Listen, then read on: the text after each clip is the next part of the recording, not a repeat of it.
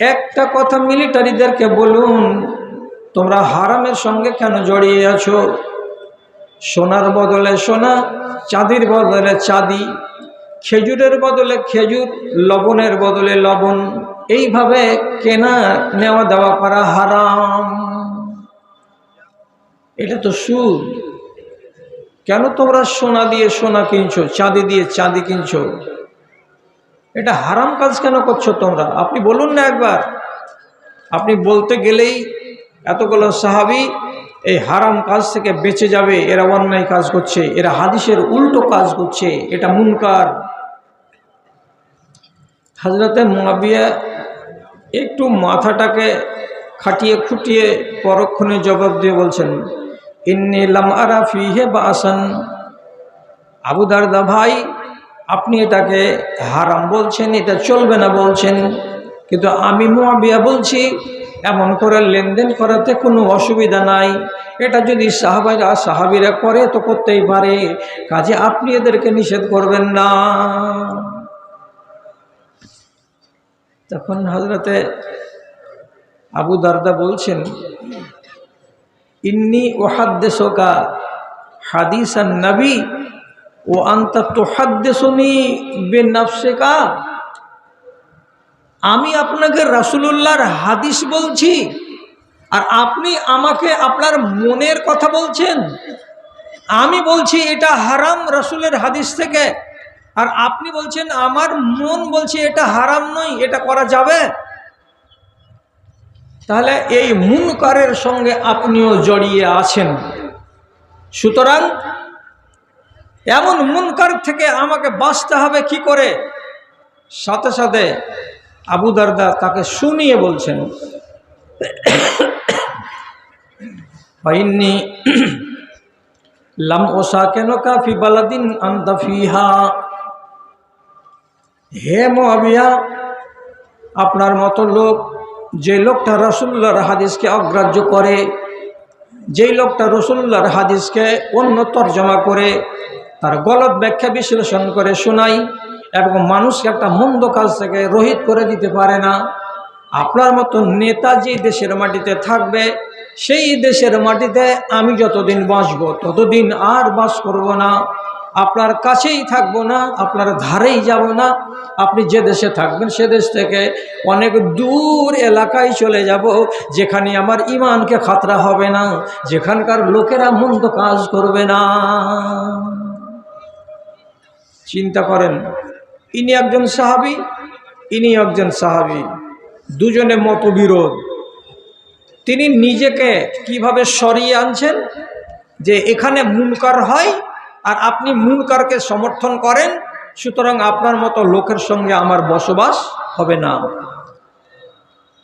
সমস্ত মিলিটারি কনস্টান্টিনোপলের এলাকা থেকে সিরিয়ার মাটিতে ফিরে চলে এলেন। হযরতে আবু দারদা রাদিয়াল্লাহু তাআলা আনহু তিনি সিরিয়াতে ফিরে না গিয়ে সরাসরি মদিনা চলে এলেন। হযরতে উমর রাদিয়াল্লাহু তাআলা আনহু একে দেখতে পাওয়ার পরে জিজ্ঞেস করে বলছেন, হে আবু দারদা, সারাটা এলাকার মিলিটারিরা যুদ্ধের শেষে নিজের বাড়ি ফিরে গেছে, তুমি কেন বাড়ি ফিরে যাওনি? এখানে কিসের জন্য তুমি আবার বিদেশে চলে এসেছো? তখন তিনি আবেগের সাথে বললেন, হে খলিফাতুল মুসলিমিন, আমি কসম খেয়ে নিয়েছি যে ওই জায়গায় আর যাব না, ওই মানুষটার সাথে আমি উঠব না আর বসবো না, যে মানুষটা নবীজির হাদিসকে অমান্য করে। কি হয়েছে? বলছে এই ঘটনা ঘটেছে। এবার হযরত উমর রাদিয়াল্লাহু তাআলা আনহু একখানা কাগজ হাতে করলেন আর কলম দিয়ে দুটো কথা লিখে দিলেন, আর দেওয়ার পরে সেই চিঠিখানা আবার আবু দারদার হাতে তুলে দিলেন, আর দেওয়ার পরে তাকে পাঠিয়ে দিলেন কোথায়? সিরিয়ায়।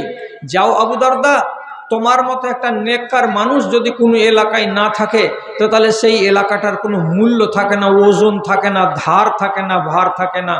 তুমি ওখানে চলে যাও এবং আমি যে চিঠিখানা দিলাম সে চিঠিখানা আমির মুআবিয়াকে সেখানে তুমি দিয়ে দিও, গভর্নর মুআবিয়াকে দিয়ে দিও। এই বলে চিঠিখানা দিলেন।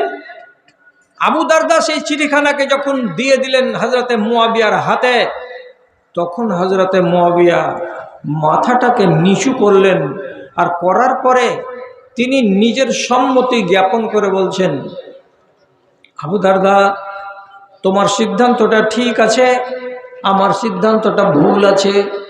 তুমি যে রাগ করে চলে গেছিলে সিরিয়াকে ছেড়ে দিয়ে, এটা আমার উপরে ক্ষোভ করে চলে গেছিলে কেন? যে আমি মুনকারকে মুনকার বলতে যাইনি। এটা হলো তোমার ইমানের জোশ, তোমার ইমানের জজবা। আমি তোমাকে সম্মান করি এবং তোমার যেটা দাবি, সেই দাবিটা হযরত ওমর রাদিয়াল্লাহু তাআলা আনহু সমর্থন করেছেন আর করার পরে আমার কাছে পাঠিয়ে দিয়েছেন। তার জন্য আমি এটাকে মেনে নিলাম, এটাকে সমর্থন করে দিলাম। আজ থেকে আপনার বিরোধিতা আমি করব না। আপনি আনন্দের সাথে আমার সাথে বাস করেন। তাহলে আপনারা তো জ্ঞানীগুণী এলাকার জ্ঞানীগুণী মানুষ, বুঝতে পারলেন চোখের সামনে যদি একটা মুনকার হয় তাহলে সে ব্যাপারে আপনার পদক্ষেপ কত দূর হওয়া উচিত। এখন এটার মূলে যদি আপনাকে তিনটা কথা বলি, তাহলে আমাকে তাড়াতাড়ি করিয়েন না আর রাস্তা ঘেরিয়েন না। কি কথা? মসজিদে আজান পড়ছে, আপনাদের ইলামির বাজারে যে কোনো দোকান খোলা থাকছে, চায়ের দোকান, পার্টসের দোকান, মোবাইলের দোকান, আর কিছু দোকান, একটাও দোকান বন্ধ হয় না। এইরকম একটা মানুষ পাওয়া যাবে না এই শহরের ভিতরে, এই গ্রামের ভেতরে, যে মানুষটা ওই চায়ের দোকানদারকে গিয়ে বলবে আজান পড়ে গেছে, তারপরেও তোর দোকান খোলা আছে, কোন সাহসে? তোর ভেতরে ঈমান আছে না নাই? তুই যদি এই নামাজ না পড়বি তো দেশবাসীকে বেঈমান বানাবি কেন? দোকানটা বন্ধ করে দে, তাহলে হবে এটা কি? আর 10 জন লোক তোর দোকানে বসে বসে জামাত ছাড়বে না, নামাজ ছাড়বে না। এই করে আপনি কি পারবেন? সেই সাহস আছে? তৎক্ষণাৎ বলে দিতে পারবেন প্রতিবাদের স্বরে, বন্ধ করো দোকান, চলো আল্লাহর ঘরের দিকে? পারবেন? পারবেন না। তার মানে কি আপনি তাহলে মুনকারকে সমর্থন করেন? আপনি বলছেন আমার ক্ষমতা নেই। ক্ষমতা নেই তাহলে একটা কাজ করতে পারবেন? আমার ভাই মাদানী সাহেবকে আমি সাক্ষী করে বলছি, রাসূলুল্লাহ বলেছেন মুনকারকে হাত দিয়ে রোধ করো। হাত দিয়ে যদি রোধ না করতে পারো তাহলে মুখ দিয়ে রোধ করো। মুখ দিয়ে যদি রোধ করতে না পারো তো অন্তর থেকে ঘৃণা করো। আপনি অন্তর থেকে ঘৃণা কি করে করবেন? সন্ধ্যাবেলায় চা খেতে আসবেন, চায়ের দোকানের নাম মহবুল হোসেন, আপনি ওর দোকানকে ছেড়ে দেন, দিয়ে অন্য দোকানে যান। আপনাকে জিজ্ঞেস করবে, চাচা প্রতিদিন আমার দোকানে চা খাও, আজকে আমার দোকান ছেড়ে চলে গেলে অন্য দোকানে কেন? আপনি পরিষ্কার বলুন, তোকে ঘৃণা করি, তোকে ঘৃণা করি, তোর আচরণকে ঘৃণা করি। নামাজের টাইমে তোর দোকান বন্ধ হয় না, মাগরিবের টাইমে তোর দোকান চলে, তাহলে তোর মতন বেঈমানের দোকানে যদি আমি বসি তাহলে তোকে সমর্থন করা হবে? হাদিস বলছে রাসূলুল্লাহর জালেকা আযআফুল ঈমান, এটা হলো আপনার দুর্বল ঈমানের পরিচয়। আপনি কি এই দুর্বল ঈমানের পরিচয় দিতে পারবেন? পারবেন না। তার মানে আপনি হলেন সমর্থনকারী। তাহলে একটা কথা শুনুন, যারা চোখে মুনকারকে দেখে এবং দেখার পরেও তাকে রোধ করার কল্পে কোনো ব্যবস্থা গ্রহণ করে না, এদের বিধান কি? এদের বিধানটা কি বলা যায়? ওলামায়ে দ্বীন, বিশেষ করে আজকের জমানার যারা আন্তর্জাতিক খ্যাতিসম্পন্ন এবং বিগত দিনে যারা আন্তর্জাতিক খ্যাতিসম্পন্ন ওলামা, সৌদি আরবের মুফতিগণ, তিনারা বলছেন লুইনাল্লাযীনা কাফারু আলা লিসানি দাউদ, নবী দাউদের মুখের দ্বারাই তাদের উপরে লানত নাজিল হয়েছে। ঈসা নবীর দ্বারাই তার মুখ থেকে তাদের উপরে লানত নাজিল হয়েছে। কেন নাজিল হয়েছে? যে তারা লা ইয়াতানাহাউনা আনিল মুনকারে, এরা মুনকার সম্বন্ধে কাউকে বারণ করতে যেত না। অন্যায় কাজের বিরুদ্ধে একটা মানুষ জবান খুলতো না, যার কারণে হযরতে দাউদ আলাইহিস সালাতু ওয়াস সালাম এবং হযরত ঈসা আলাইহিস সালাতু ওয়াস সালাম তাদের উপরে লানত করে দিয়ে গেছেন। তাহলে তারা যদি মুনকারের বিরুদ্ধে গর্জে না উঠে থাকেন আর তাদের উপরে যদি লানত করে দিয়ে থাকেন কে? নবী দয়। তাহলে আজকে আপনার উপরেও আল্লাহর লানত হবে। কেন লানত হবে? যে আপনি মুনকারকে বন্ধ করার কল্পে সামান্যতম চেষ্টাটাও চালান নাই, আপনি নীরব দর্শক হয়ে বসে থেকেছেন, তার মানে আপনি ওই মুনকারকে সমর্থন করেন। লানত পড়বে যদি কেউ এটার সম্বন্ধে সজাগ না হয়। সবাইকে সজাগ হতে হবে। আর আর কথাটা বলছি কি, যদি ভুল হয় তো আমাকে ধরিয়ে দেন, আমি শুধরে যাব। আল্লাহ পাকের নবী বলছেন, ইন্নাল্লাহা লা ইউআযিবুল আম্মাতা বিআমালিল খাসসাতে। আল্লাহ রাব্বুল আলামিন কোনো বিশেষ একজন মানুষের গুনাহের কারণে সারাটা ইলামি তারানগরের মানুষকে আযাবে গ্রেফতার করবেন না।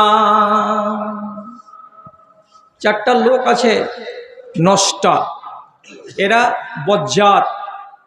এই চারজন লোকের অন্যায়ের কারণে নবীজি বলছেন সারা গ্রামকে আর সারা অঞ্চলটাকে আল্লাহ তাআলা ধ্বংস করে দেবেন না। করছে চারজন, আর এখানে 40,000 মানুষ বাস করে, এরা তো মন্দ করে না। তবে হাদিসের পরে অংশটা কি আসছে, ইল্লা আন্নাহুম কাদিরুনা আইয়ুনকিরুহু ফালাম ইউনকিরু। আল্লাহ তাআলা চারজন অপরাধীর দাঙ্গাবাজের কারণে সারাটা দেশকে নষ্ট করে দেবেন না, আযাব দেবেন না।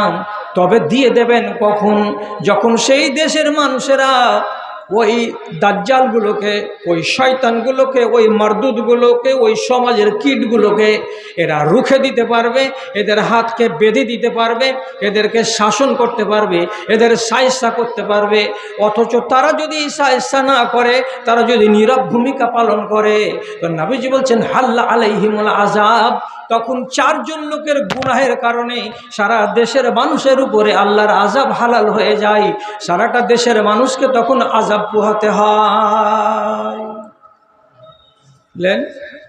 বৃষ্টি বন্ধ হয়েছে কেন? বলছে গ্রামে 15 থেকে 20টা ছেলে আছে আর মেয়ে আছে, এমন লম্পট যারা ব্যভিচার করে। বৃষ্টি বন্ধ হয়ে গেছে কিসের জন্য? যে এই গ্রামে 20টা লোক এমন আছে যে যারা যাকাত আদায় করে না, বাকি 80টা লোক এরা ঠিকঠাক আদায় করে। তো 80টা লোক যাকাত আদায় করলো, 20টা লোক যাকাত আদায় করলো না, তো তার জন্য আল্লাহ রাব্বুল আলামিন বৃষ্টি বন্ধ করলেন কেন? তো বলছে তোমরা বসে বসে ঘাস ছিলছিলে, যে লোকগুলো এই আইনটাকে মানেনি তাদের হাতখানাকে তোমরা ধরতে যাওনি কেন? তাদেরকে তোমরা বলতে যাওনি কেন? তাদের সম্বন্ধে তোমরা শায়েস্তামূলক ব্যবস্থা গ্রহণ করনি কেন? তোমরা ইচ্ছা করলে করতে পারতে। তোমরা যে নীরব দর্শক হয়ে বসে থেকেছো, তার মানে তোমরা মুনকারকে সমর্থনকারী। অতএব ওরা যদি 20 জন লোক অপরাধী হয় মুনকার করে, তাহলে তোমরা 80 জন লোক মুনকারকে সমর্থন করেছো, মৌন সমর্থন করে তোমরা সমান ভাগীদার, তোমরা সমান মুজরিম। অতএব আল্লাহ তাআলা তোমাদের উপর থেকে বৃষ্টিকে উঠিয়ে দিয়েছেন, এটা আল্লাহর আযাব। মানতে পারবেন না, বড় কষ্ট হবে। এটা কিন্তু মানতেই হবে। যেখানেই মুনকার দেখা যাবে আর যেই জায়গাতে যেই টাইমে দেখা যাবে, সেই টাইমে আপনাকে প্রতিবাদ করতে হবে। হযরত আব্দুল্লাহ বিন উমর চিরজীবন ওযু করতেন।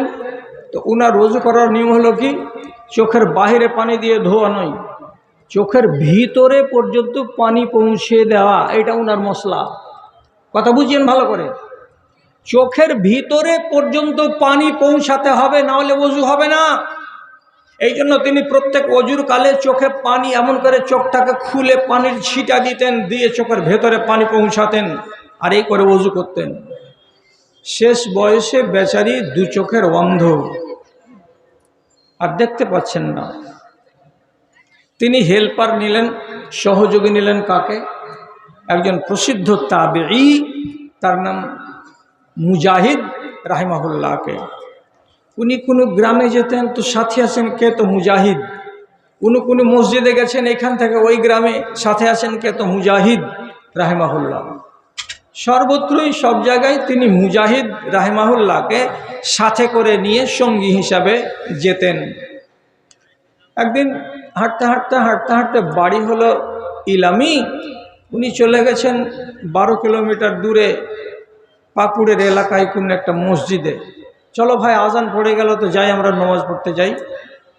মসজিদে গিয়ে জোহরের নামাজ পড়বেন বলে ওযু টজু করে ভিতরে ঢুকছেন, তো এমন সময় হঠাৎ করে একটা নতুন কানুন উনি দেখতে পেলেন। কি দেখলেন? জোহরের আজান এবং একামতের মাঝখানে নামাজটা কায়েম হবে, তার মোটামুটি 5-7 মিনিট আগে একজন লোক আবার নতুন করে বলছে, আসসালাত আসসালাত, কিংবা হাইয়া আলাস সালাহ হাইয়া আলাল ফালাহ। এটাকে আরবি ভাষাতে বলা হয় তাসবিব। ফজরের আজানে আসসালাতু খায়রুম মিনান নওম এটা স্বীকৃত। এছাড়া কোনো আজানে এইরকম শব্দ আর বলার নিয়ম নীতি রীতি হাদিস সমর্থিত নয়। আবার এইখানকার লোকেরা নতুন কানুন আবিষ্কার করেছে কি, আজান এবং ইকামাতের মাঝখানে তাসবিহ করা, মানে আবার মানুষকে জোর করে ডাক দেওয়া, হাইয়া আলাস সালাহ হাইয়া আলাল ফালাহ। আজানের পরে আবার এই দুটো বাক্য বলে মানুষকে সচেতন করা, সাবধান করা, এটা তো হাদিস সম্মত নয়। তাহলে এই মুনকার হচ্ছে কোথায়? তো এই মসজিদে। এখন উনি একটা কানা মানুষ, সাথে আছে একটা লোক, এতগুলো মানুষ যারা এই আকীদায় বিশ্বাসী, তাদেরকে কি উনি আটকাতে পারবেন? তিনি সাথে সাথে মুজাহিদ সাথীকে ডেকে বলছেন, উখরুজ বিনা মিন হাযাল মসজিদে ফাইন্না হাউলায়ে মুবতাদিউন। ও আমার সাথী, আমার পথ প্রদর্শক মুজাহিদ, চলো উঠো এখান থেকে, আমার হাতটাকে ধরো আর রাস্তা দেখি আমাকে মসজিদের বাইরে নিয়ে চলো। এখানে আমরা আর জোহরের নামাজ পড়ব না। কেন পড়বেন না হযরত, কেন পড়বেন না? তো তিনি বলছেন এই লোকগুলো হলো বিদাতি। কেন? আল্লাহ পাকের নবীর হাদিসে যেগুলো কথা নাই সেগুলো তারা শরীয়ত বানিয়ে চালায়। রাসূলুল্লাহর আজানের ভেতরে কেবল ফজরের আজানে আছে তাসবিহ, তাছাড়া বাকি 4 ওয়াক্তের আজানে কোনো রকমের তাসবিহ বলে কথা নেই। অথচ এরা জোহরের আজান হয়েছে, তারপরে আবার নতুন করে মানুষেরাকে ডাকছে হাইয়া আলাস সালাহ আর হাইয়া আলাল ফালাহ বলে। এটা শরীয়ত সম্মত নয়। আর যেখানকার মানুষেরা এমন বিদআত করে, সে মানুষের সঙ্গে আমার নামাজ পড়া চলবে না। আমি এমন মুনকারকে মন থেকে অপছন্দ করি, আমি এই মুনকারকে মন থেকে ঘৃণা করি, তার জন্য এই বিদআতীদের কাছে থাকবো না। চলো চলো এখান থেকে চলে যাই। সাথে সাথে বেরিয়ে চলে গেলেন। তিনি শুধু মুখ খুলতে পারলেন না ওই জায়গায়, কেন? যে ওদের মেজরিটি। তাহলে তিনি নিজে এটা তো ওসুল কায়েম করলেন যে যেখানে মুনকার হবে সেখান থেকে আমাকে কেটে পড়তে হবে, আমি ঘৃণা করি বলে। উনি তো নিজেকে বাঁচিয়ে নিলেন। আপনি পারবেন বাঁচাতে? যদি বেয়াদবি না হয় তো আপনার কাছে মাপ চেয়ে নিচ্ছি। এদেশের কোন একটা মহিলা পালিয়ে আপনার গ্রামে চলে এসেছে, আপনার বাড়িতে উঠেছে, ছেলেটাও উঠেছে, এরা আপনাকে চাচা চাচা বলছে। দূরের রেশতা আপনি, যে চাচা আমরা একজন আর একজনকে ভালোবাসি, আমরা বিয়ে করব, তো আমাদের মা বাবারা সম্মতি দেয় না, তা আপনি আমাদের বিয়েটা পড়িয়ে দেন। আপনি গ্রামের সর্দার, মাতব্বর লোক, আপনি বলছেন দেখো তো মেয়েটা সাবালিকা ছেলেটা সাবালক, এরা যদি একজন আর একজনকে চাই, বাবা মা দিবে না, তো যখন ওরা আমাকে গার্জেন মেনেছে, আমাকে বড় বলে মানছে, তো বিয়ের কাজটা করে দিই। এবার আপনি মুরব্বী মানুষ, গ্রামের একটা মাওলানাকে ডাকলেন, আর ডাকার পরে বলছেন ভাই উমুক সাহেব, এই ছেলে মেয়ের মধ্যে একটু ইজাব কবুল করিয়ে দেন তো, নিকাহটা পড়িয়ে দেন তো। আমার মতো একটা টুপিওয়ালা মৌলবি ওই মজলিসে বসে 500 টাকার ভিখারি, এই জালিল ইনসান একবার জিজ্ঞাসা করলো না যে সর্দারজি এটা আপনার বেটি, যে আপনার বাড়িতে বিয়ে হচ্ছে, ছেলেটাকে এরা যে পালিয়ে এসেছে, এর বাপ যদি অনুমতি না দেয় তো বিয়ে হবে না। তোর বাপ কি মরে গেছে? আপনি কেন আর বাপ হতে গেলেন? এই বিবাহ জায়েজ হবে না। আমি কোন কথা, আমার চাইতে যদি আরো বড় বড় ইলামি তারানগর এলাকার যদি বড় বড় একজন মাদানী আলেমকে ডেকে আনেন, উনি ওই বিয়েটাকে হালাল করে দিতে পারবেন না। আমি বিয়ে পড়াবো না, না আমার নিজের ইমানকে আমি বিক্রি করব না। এই কথাটা বলে কোনো একটা আলেমের বেটা আলেম ওই মজলিস থেকে নিজেকে সরিয়ে নিতে পেরেছেন বা পারবেন? পারে না। কেন? তোর হালাল হবে না হারাম হবে, আয়াত 3টা পড়ে দেবো, ইজাব কবুল করিয়ে দেবো, 1000টা টাকা পাবো, বিহাটা রাইতের, এটা বিয়া হলো হুড়ের বিয়া। এই 1000 টাকা কে ছাড়ে, পকেটে ভরে নিলাম, হাসতে হাসতে চলে নিলাম। আপনি মুনকারকে চিনলেন না? যেই দেশের মানুষেরা মুনকারকে বলে ভুলে যাবে, তার বিরুদ্ধে গর্জে উঠাটাকে বন্ধ করে দেবে। আপনাকে কি বলেছি আধা ঘন্টা আগে, ইবনে বাস রাহিমাহুল্লাহ বলছেন মেরুদণ্ডহীন জাতি, তাদের কাছে ঈমান আছে তো পোকা লাগা ঈমান। কেন দাঁড়ালে না রুখে? এটা যে অন্যায়, এটা যে মুনকার। ভাই আমার, হেফাজত করবেন কথা, হেফাজত করুন। একটা যুদ্ধ হয়েছিল ইসলামের ইতিহাসে, তার নাম জাঙ্গে জামাল, উটের যুদ্ধ। একদিকে আম্মা আয়েশা আর একদিকে জামাই বাবু হযরতে আলী রাদিয়াল্লাহু তাআলা আনহু। যুদ্ধটা আল্লাহর মেহেরবানিতে হয়নি, ভুল বুঝাবুঝি দৌড় হলো। শেষের বেলায় বিনা যুদ্ধে সে যুদ্ধটা সমাপ্ত হলো। কিন্তু মানুষ তো ময়দানে চলে গেল, লাঠি তলোয়ার সোটা ঘোড়া নিয়ে আর তীর নিয়ে আর বল্লম নিয়ে। শেষের বেলায় হযরত আলী রাদিয়াল্লাহু তাআলা আনহু এক জায়গাতে আরাম করছেন, আর ওই জায়গাতে একটা লোক, সেও কিন্তু সাহাবী, এসে তখন হযরত আলীর সামনে বলছেন, খলিফাতুল মুসলিমিন, কিছু কথা আপনাকে শোনাতে চাই, শুনবেন কি শুনবেন না? হ্যাঁ শুনবো। কি বলছো ভাই? তো যেহেতু আয়েশা রাদিয়াল্লাহু তাআলা আনহা আলীর বিরুদ্ধে ছিলেন শাশুড়ি, আর এই লোকটা হচ্ছে আলীর পক্ষের, তখন হযরতে আয়েশার গুজব স্বরূপ কথা বলতে আরম্ভ করেছে। কি বলছে? মা আয়েশা যদি এইরকম করে আপনার বিরুদ্ধে উঠে চড়ে যুদ্ধের ময়দানে না যেতেন, তাহলে এত জটিল সমস্যা হতো না। আম্মা আয়েশা কিন্তু এটা ভালো কাজ করেনি। আম্মা আয়েশাকে কিন্তু ভালো চোখে দেখা যাবে না। তিনি এই, তিনি ওই, তিনার চরিত্র এই, তিনার চরিত্র হলো এই রকম করে 2টা 4টা 5টা 6টা করে লান্তানের ভাষাগুলো লোকটা যখন বলতে আরম্ভ করেছে। কার সম্বন্ধে? তো আম্মা আয়েশা সম্পর্কে। তখন সেই জায়গায় আম্মার বিন ইয়াসির রাদিয়াল্লাহু তাআলা আনহু উপস্থিত ছিলেন। সাথে সাথে আলী রাদিয়াল্লাহু তাআলা আনহুর পাশে খাড়া হয়ে বলছেন, উসকুত ইয়া আহমাক,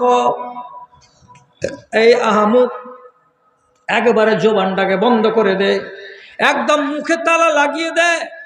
খবরদার, খবরদার, মা আয়েশা সম্পর্কে একটাও কটু কথা বলবে না। এটা মুনকার, এটা অন্যায়। আর এমন অন্যায় কাজ তুমি করবে আর আমি তোমার পাশে দাঁড়িয়ে দাঁড়িয়ে শুনবো, এটা হতেই পারে না। অতএব তোমার মুখটাতে তালা লাগাও, বন্ধ করো, না হলে আক্রমণ তোমার উপরে করে দেওয়া যাবে। দেওয়ার পরে বলছেন, আতুজি হাবিবাতা রাসূলিল্লাহ, হে তুমি এসব কথা বলে আল্লাহ পাকের নবীর যেটা সবচাইতে পছন্দনীয় বিবি, সবচাইতে যাকে নবীজি বেশি ভালোবাসতেন, এমন একটা বিবিকে তুমি কিসের জন্য লানতান করে চলে যাচ্ছ এবং তার মনে কেন কষ্ট দিতে চলেছ? একটা মাসুম বেগুনা একটা মহিলাকে এমন ইলজাম বাবদ, এমন অপবাদমূলক কথা তুমি বলতে যাও না। এটা সহ্যের কথা নয়, এটাকে একবারে অসহ্যের কথা বলা যায়। এবং এই মুনকারকে এক্ষুনি বন্ধ করো, নাইলে তোমার উপরে আমার হাত চলে যাবে, সাবধান হয়ে যাও। রাস্তার ধারে ধারে মুনকারের দোকান নিষেধ করা সত্ত্বেও বসে গিয়েছে। মুনকার সম্পর্কে আলোচনা চলছে। ভলেন্টিয়ার বোন, আপনারা আপনাদের দায়িত্ব পালন করুন। রাস্তার ধারে বা যে কোনো জায়গায় মুনকারের দোকান বসা নিষেধ আছে, আপনারা তাদেরকে উঠিয়ে দেন। তাহলে সাহাবায়ে কেরাম যখন যেখানে মুনকার দেখতে পেয়েছেন তখনই রুখে দাঁড়িয়েছেন। আমার শ্রদ্ধেয় ভাই সভাপতিকে সাক্ষী করে বলছি, মোড়লদের সম্পর্কে 2 রকমের হাদিস আছে। আমি শুধু একটা হাদিস আপনাকে বলছি,